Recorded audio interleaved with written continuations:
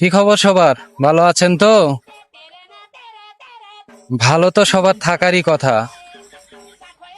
যারা ঈদে ঘুরতে বের হয়েছেন, এপাশ ওপাশ মোটেও তাকাবেন না, ঠিক আছে? কারণ এপাশ ওপাশ তাকালে শুধু পাপই হবে, আর কিছু না। তাই তোমাদেরকে বলবো, চোখ সাবধান, চোখ পুরোই সাবধান, ঠিক আছে? এদিক ওদিক তাকাবেন না, একদম স্ট্রেট স্ট্রেট তাকাবেন। কোনো ডান দিক বা বাম দিক তাকাবেন না, শুধু সামনের দিক তাকাবেন।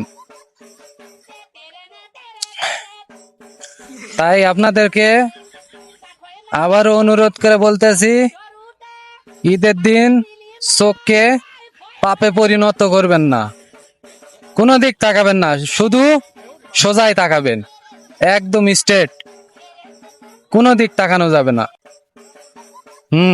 কথাটা মাথায় রাখবেন।